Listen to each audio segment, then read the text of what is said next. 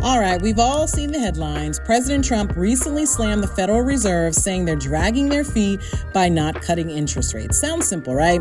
Lower interest rates equals cheaper money equals happy economy. But hold up, it's not that black and white.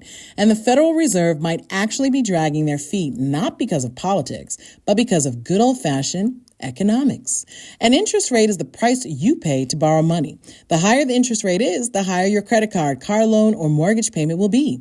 When the Federal Reserve lowers interest rates, it's like your bank saying, hey, your credit card interest rate is going from 25% to 15%. So instead of you paying $207 every month on interest, you'll only have to pay $124. Now, of course, this is just an estimate based on NerdWallet's credit card interest calculator, but the bottom line is this. Lower interest rates means borrowing becomes cheaper. So you might buy that new fridge or book that trip you've been eyeing. And businesses are going to do the same exact thing. They are going to borrow more money to open stores, hire workers, and invest in new ideas. So that's why there's such a push for lower interest rates, right?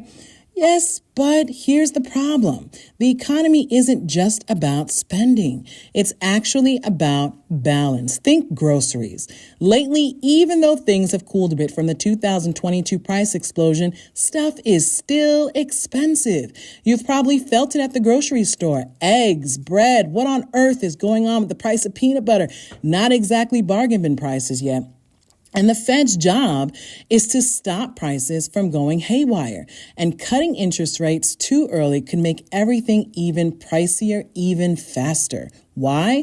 Well, when borrowing gets cheaper, people tend to spend more. And when people chase the same amount of stuff, the same eggs, the same gas, the same cars, the same houses, sellers can raise prices because demand is hot.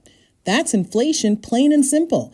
Inflation is when prices go up. And prices go up because businesses, or even people who are selling their homes, raise prices when the demands for their goods goes up. So if the Federal Reserve cuts interest rates now, which would stimulate the demand for more products because the cost to borrow would go down, it could pour gasoline on a fire that's still smoldering. Prices, which are already too high for everyday things like food and housing, could spike again, making it harder for families to stretch their paychecks. That's exactly what the Fed is trying to avoid.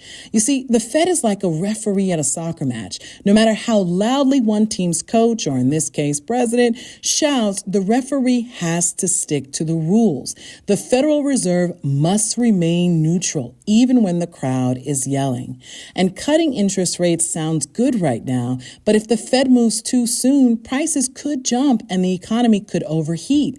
Conversely, if they wait too long, things could cool off too much. It's all about timing, like baking a cake. Take it out too early, it's raw. Leave it in too long and it's burned. And that's why the Federal Reserve is taking their sweet and careful time. This has nothing to do with politics. It's just homemade economics.